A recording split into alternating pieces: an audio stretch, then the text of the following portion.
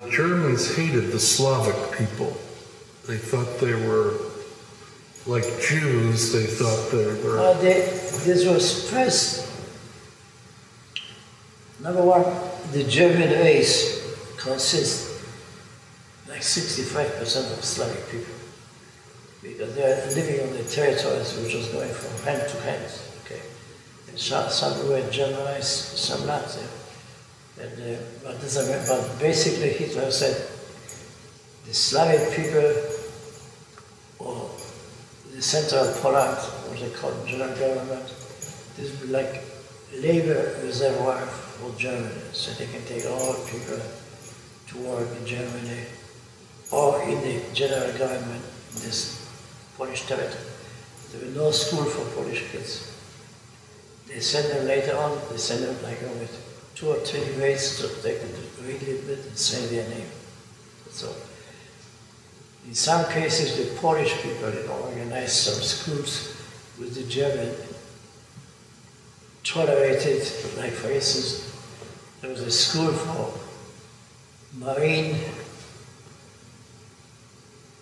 they called it a school for sailing inland and outland, mostly inland, because we have rivers, like in Poland, Vistula, broken up, there was a lot of traffic on those rivers, so they could work on all those river boats. But that's not the only thing they allowed. They wanted the Polish only know how to sign their name, read their orders, and do little mathematics, that's all. No high school, no university, nothing. All the training what people got was underground school. Underground, so they were organizing school in hiding. Like for instance, you know, the late Pope Jean Paul, he was in the underground seminary. Trained over there. And were you raised as a Catholic? Yeah. Now, did you have an experience of anti-Semitism in Poland when you were growing up? Basically, I would say no. Because this territory I was from had very few Jews, and there was a lot of activity between Polish people and Jewish people, you know, the exchange, you know, trading in and out. And I remember one thing, when the war started, after I escaped from the Germans, my father himself, we knew some Jewish people, and they had some expensive materials, or for instance, leather goods. They were hiding this in our house. And this is where we had one house under construction, so my father built like a false wall, and everything was behind the false wall. And when they needed stuff, you know, for training, and then they opened this and got it done, but that's what it was. You know? That's very unusual, you know. So tell me about your experience at Auschwitz from the beginning. All right. When they took us on transport from the political prison in Warsaw, they could bring you only to the concentration camp in Majdanek, in the Lublin, near about 100 kilometers away from Warsaw, or they could bring you to concentration camps like Dachau, Mauthausen, or Bergen-Belsen, or whatever. But anyhow, they took us, we didn't know where we were going. We were on a train, and we were only guessing. Are we going to Lublin, which they call Majdanek, or Auschwitz, or maybe another. But then we start to read, you know, through the small openings we could see, you know, these railroad stations and names, so we knew we were going towards Krakow, and Auschwitz is not far away from Krakow. So we came to the convent finally, at the evening, we arrived to one place, the train stopped, we read Auschwitz. And we knew where we were. Now they took our shoes away, so we couldn't run away. Because people sometimes, they would jump into the train. There was so many guards and everything was so that there was nobody escaped from this transport. The transport before us, few people escaped. But then, to be sure, they took the shoes away because without shoes, jump over there on a heavy gravel. Well, this is more difficult. But anyhow, nobody escaped from this transport. So they brought us in the evening, and we read Auschwitz. So our hearts stopped because we knew that Auschwitz was a bad place. Everybody out of the train and surrounded by more SS people and started marching. And the road is maybe like a mile from the railway station to the camp. And there are two different camps in Auschwitz. Main camp and Birkenau, which was where the crematoria used to be. So they brought us over to Birkenau, and we had to run barefoot on a crushed stone.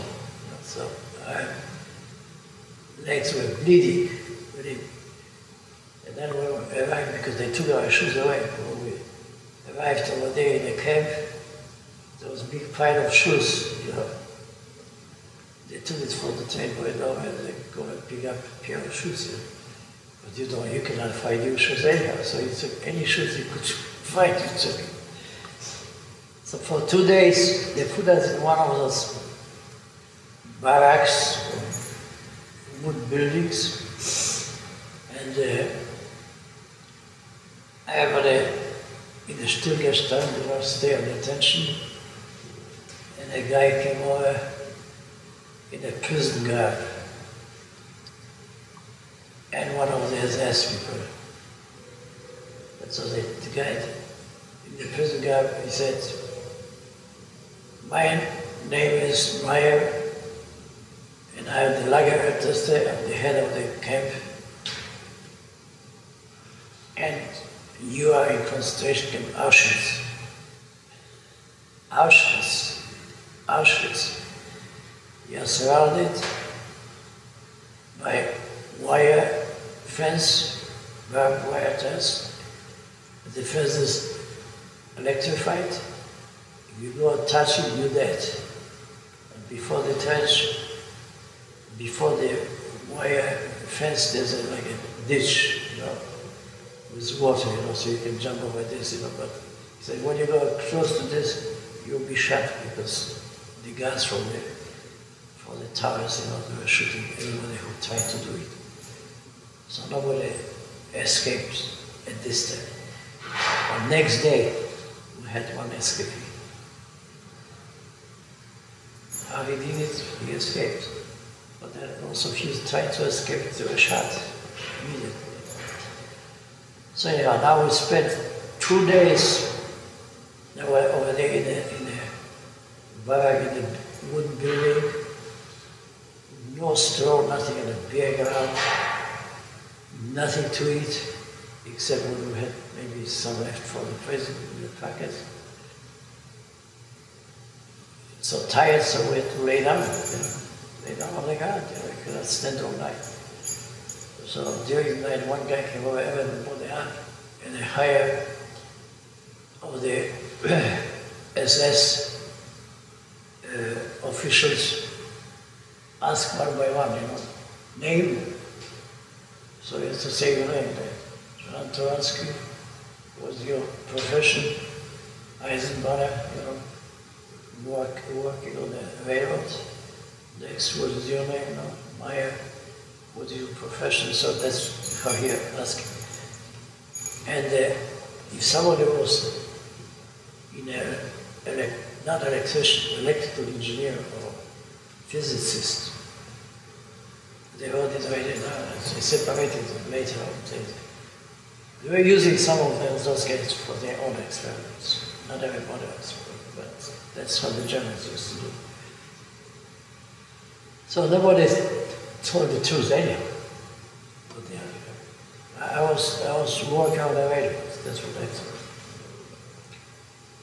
It was the first night laying on the ground. Next day, still on the ground laying, they got little bit of water and soup to eat, which nobody wanted to eat it because it was so terrible. Yeah. In prison, it was not too bad, but in Auschwitz, terrible. Third time when they gave us some soup, some prisoners, they used to be in the camp. They came close to us, and who couldn't eat it, they were giving this away. They jumped on the soup like wild animals. When I see this, my heart almost stopped. I say, if that's a situation like this, they will never survive. They were so hungry, those people. Those inmates, they were already in. Now, on the third day, they took our names down, and everybody got a tattoo. I have a tattoo here on my arm. So, and it was the number, and my number was 121,460. This is the number. Keep holding it, John. Hold it up again. Hold it up. I'm just making a shot of it here. Oh, yeah. So then what happened? They took the gears, the numbers on arm, took the names, and then put us finally in a barrack or building, which was like a shelving, looked like a shelves, like 1, 2, 3-story shelving for 8 people living on those shelves. So it's one area maybe 7 feet wide. On the ground, you could sleep on the ground. There was first floor and second floor. The stronger guys were on the second floor. In the middle, the medium strong, and people that couldn't walk or they were dying down on the ground, at the lowest level. And when they died, they took them out. They threw them outside. That was the first thing, and you got one blanket for all those people, so not much to cover. Luckily, when we arrived over there, this was already May. It was not winter anymore, so it was not too cold. But the area around Auschwitz is very, very wet, very cool climate. It's not very good. And for the first time, when we got out, the old prisoners, they used to be in a camp already. Once we could mingle with them, they told them, this year, that's your future to freedom. They were pointing on the crematoria, smoking day and night. They said, that's your freedom. With the smoke, you go out. And they said, and a sign, go to the Auschwitz, there was a big sign, Arbeit macht frei. If you work, you'll be freed. And then we added Jewish crematorium, 3 crematorium number 3. That's you'll be free when you go down in smoke. Okay, now we're in camp. After a few days, they start to take us to work.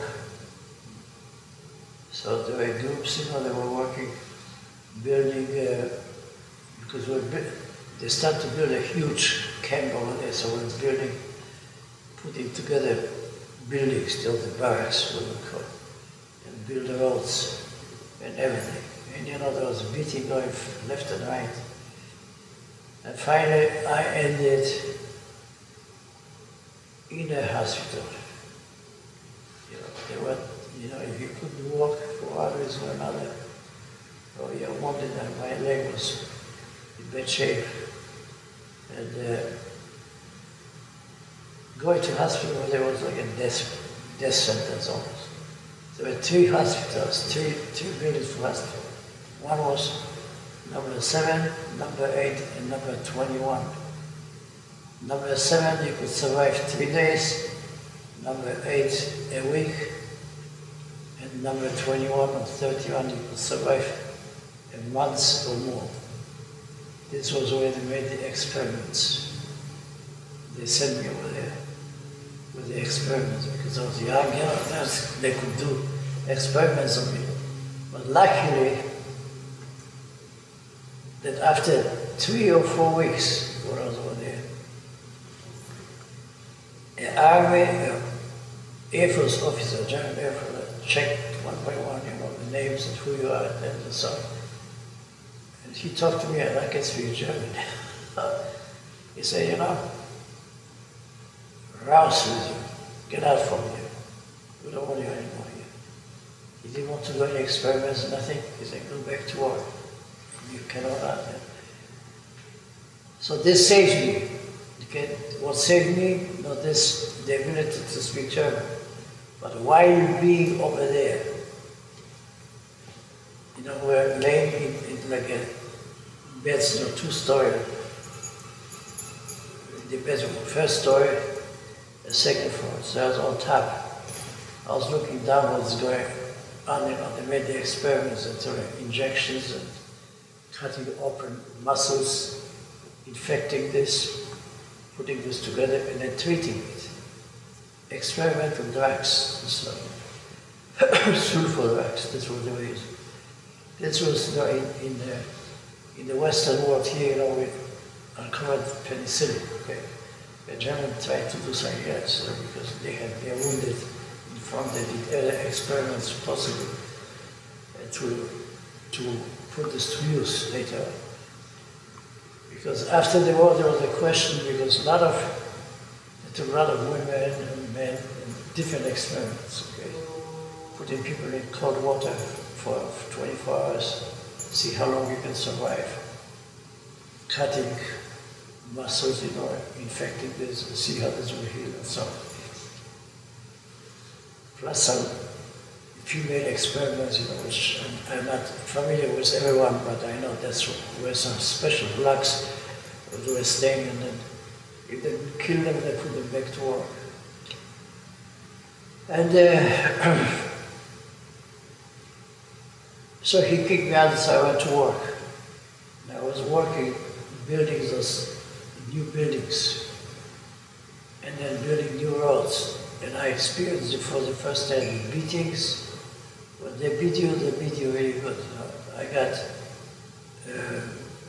once I didn't pay too much attention, the guy called me on with career, turned around, and I got like 50, hits on my back. But some guys, that's like weak, they start screaming, if you lay down, they hit you over your head, and they kill you. Or they put a stick across your throat here, and one guy, on one side, one on another, they squash you to death. I mean,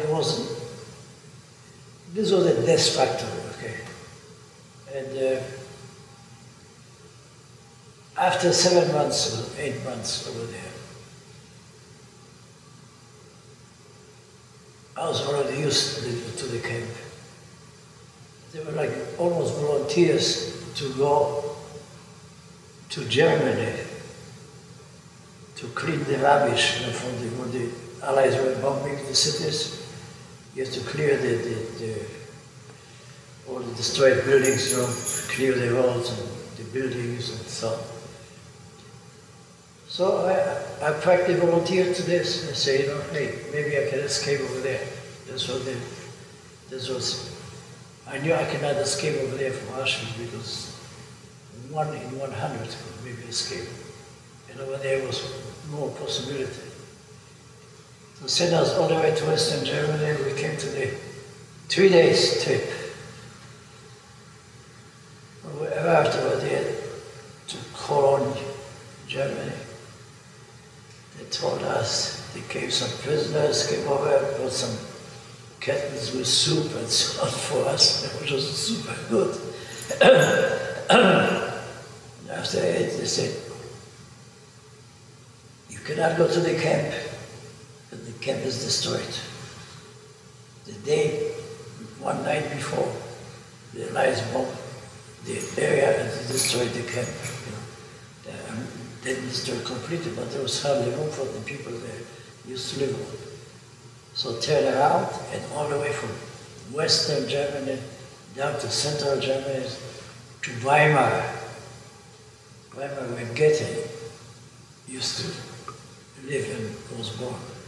And next to Weimar is concentration camp Buchenwald. So they sent us to Buchenwald.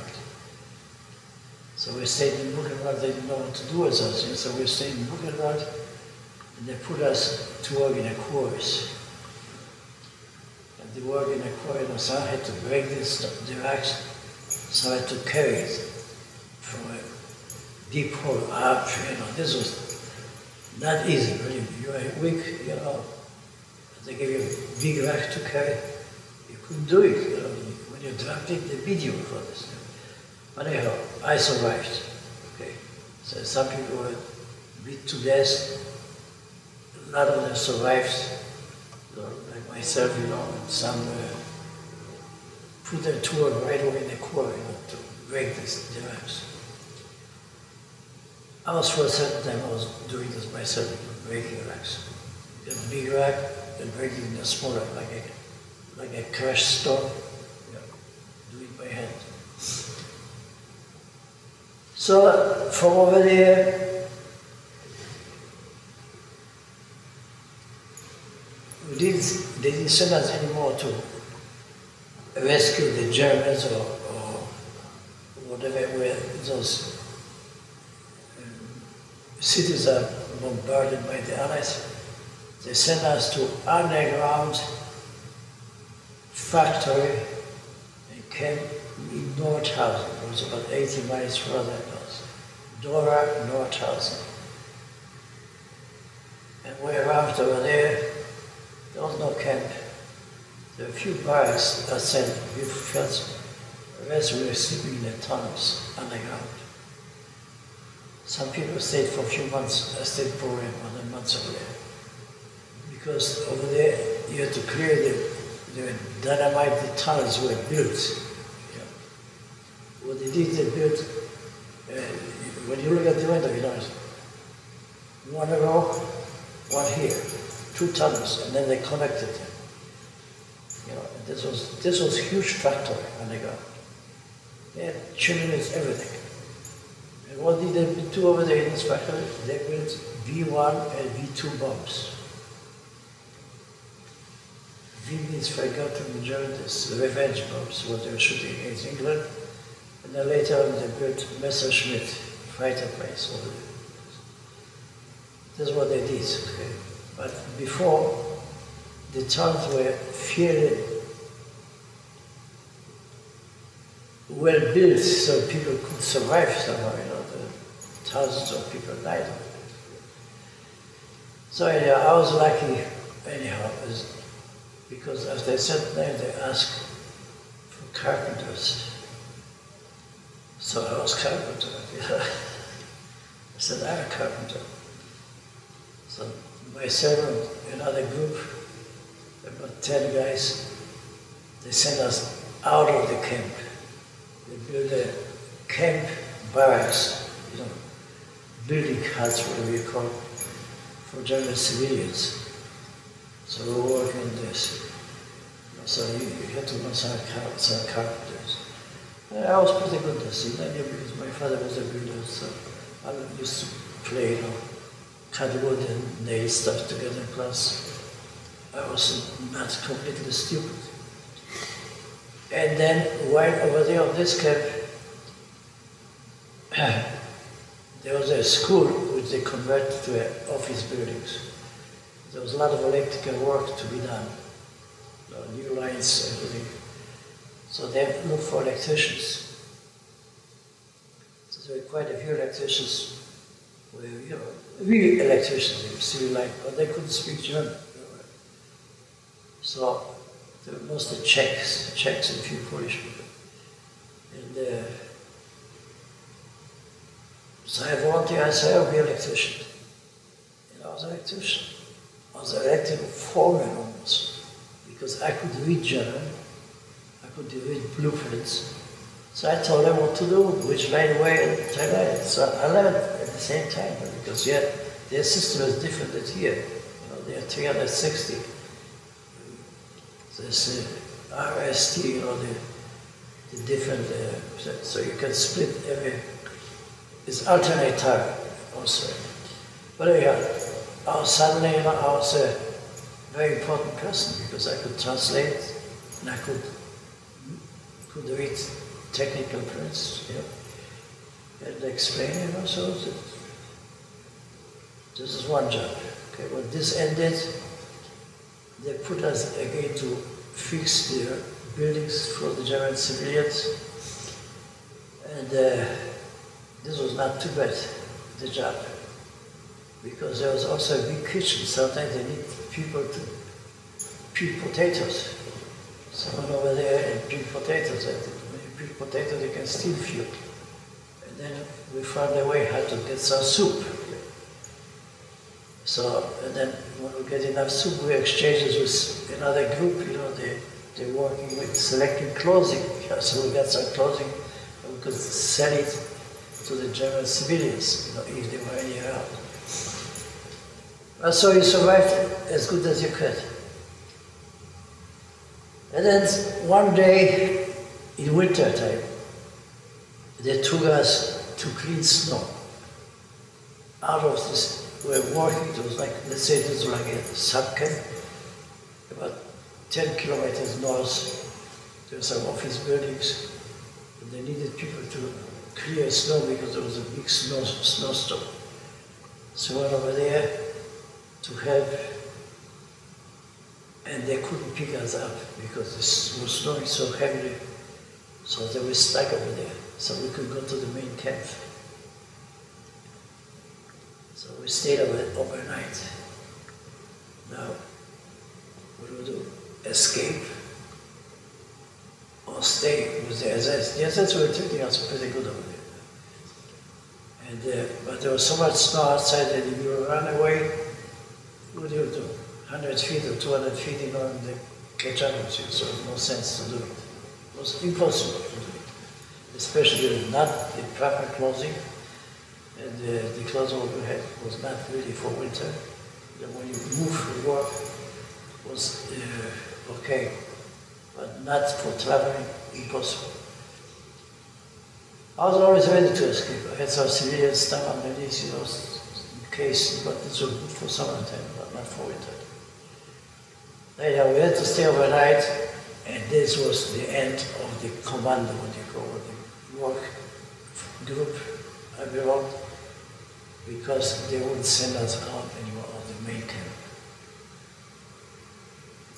Because this happened so that we were lost for one day. You know. So they left us in the camp, and then I volunteered to another job outside. I always was lucky because I could speak German, you know, so I could always had like priority in this. So we're working in like 20 miles away from the camp. Every day in the morning, a railroad train stopped not far away from our camp. Stopped, went on a train, one of the rail cars was for us, and there was 40 people, took us over to another camp, and we were over there selecting materials and everything of the Germans stole in France. We already selected pipes and elbows and teak and stuff, everything. It was plumbing and electric. So I was working over there, and then I got in trouble. It was one of those German supervisors, and he said, "I'll receive him. He could kill me, but you know, he didn't do it."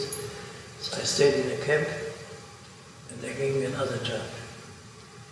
And this was a place where they brought all the misfired rockets, V2 bombs, and take them apart, okay?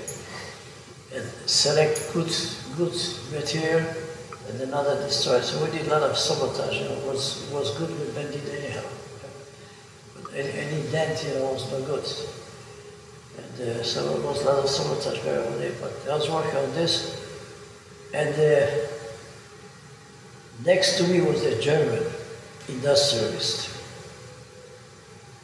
And he was German prisoner. He was as a prisoner, like I am. The only thing they didn't cut his hair, because he was very big industrialist.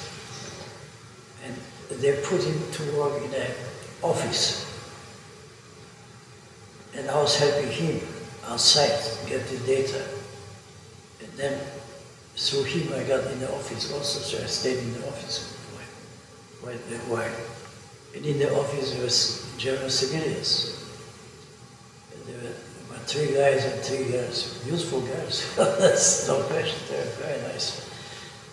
And I noticed they were already learning English, those girls.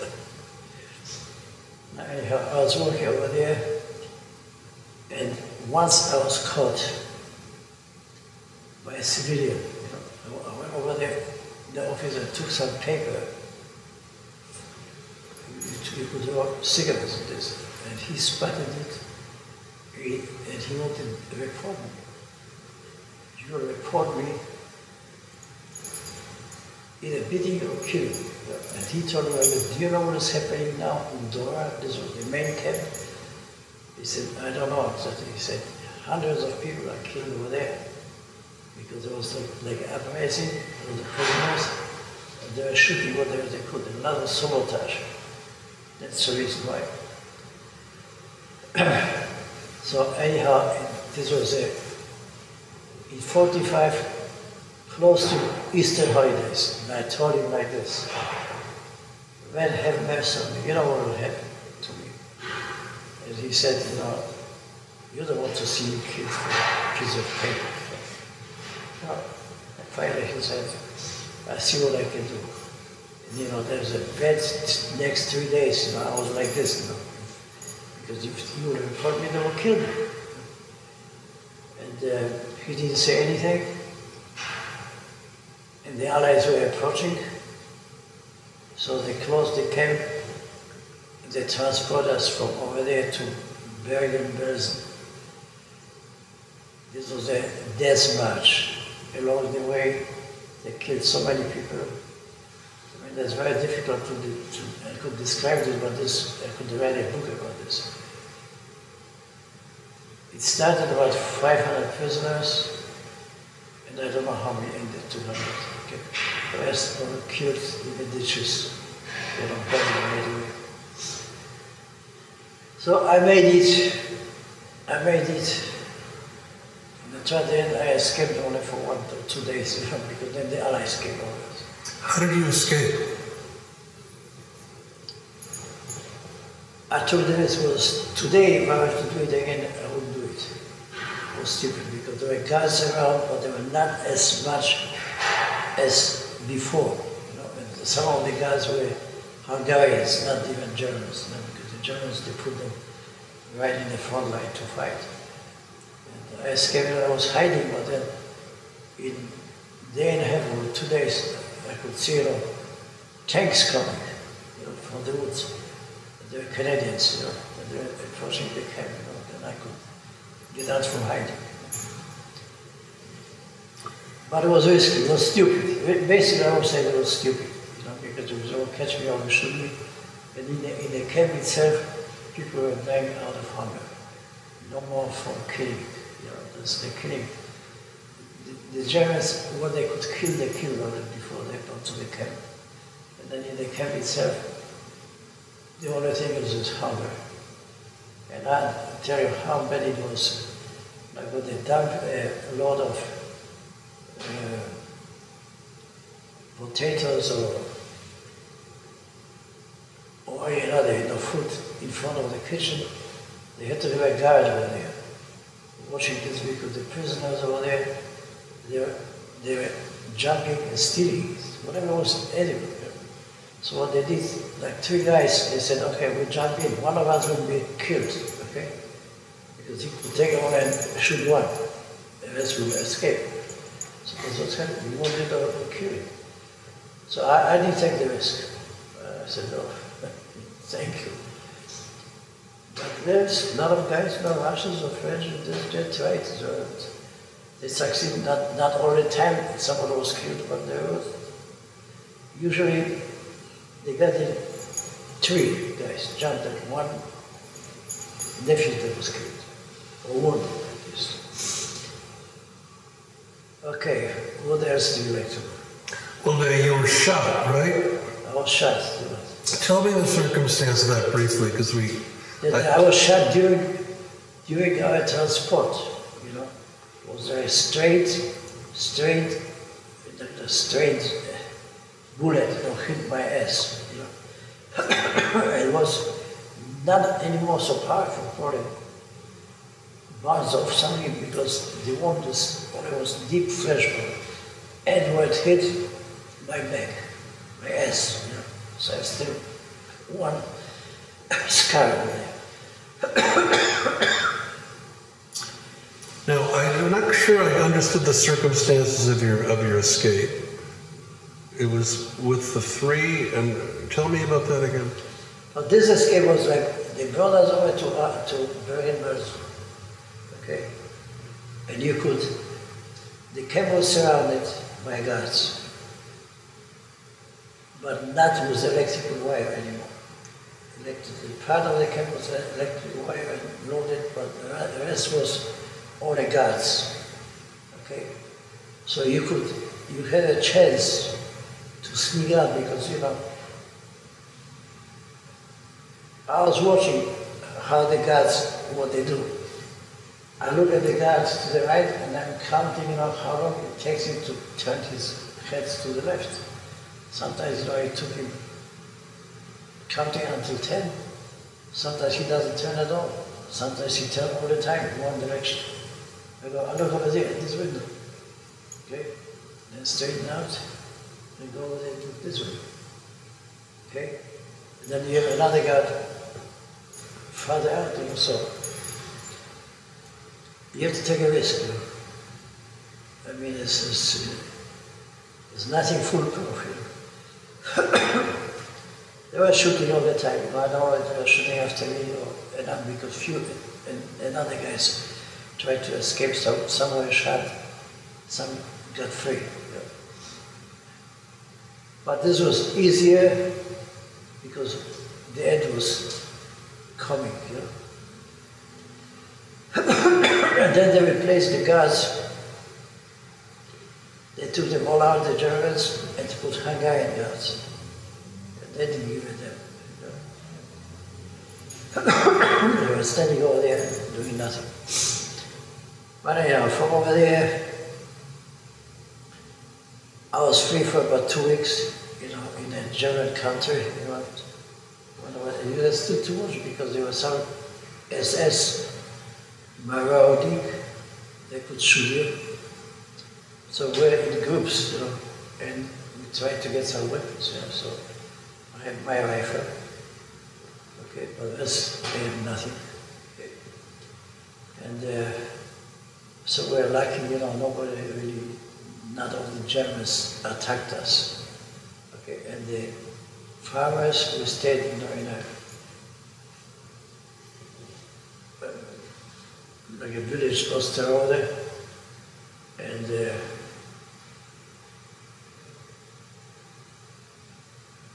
the men were all done, mostly women stayed, okay? A few older guys. And I talked to my guys, let's behave properly. Okay, the Russians, they didn't give a damn, they kicked the people out and occupied the whole building and ate so much that they got sick, you know. You know, I had to help them quite often because they were so sick, you know, for overeating. And the only thing what could help them was like blueberries. And the Germans had a lot of blueberries around to pick up, you know, because it's a blueberry country over there. So I said, eat the blueberries, don't eat any fatty stuff, nothing, because you might recover. And they told us before when we came, once you're out, if you survive, don't overeat. Okay? Because the diet what we had was a soup and a piece of bread a day. But then suddenly you start to eat a lot of meat or some fatty stuff, you have to get sick. I guess that's a short story. I didn't dramatize anything. I told you all that this what happened. But now, John, I just want to ask you, because I know we spent a long time. What has all this taught you about life? Do you have any wisdom to impart? What has this all taught you about life? What this taught me? Yeah, these experiences are about humanity. Okay, number one, I don't complain like some people, how much they have to suffer. Okay? Because there were thousands they had to suffer and thousands of millions were killed. Okay? So I can be only thankful to God that I survived, and that I'm in fairly good health. It didn't affect me mentally. I had for the first few years, sometimes I wake up nights, because I'm escaping, they are catching me, or shooting me. But after a few years, this disappeared. Okay, so this was for a certain time. This is the fear. You were always in the fear. You don't know when you have to be shot, where do you live? When a couple or somebody comes over and kills you, because they could do it, they beat you to death. Okay.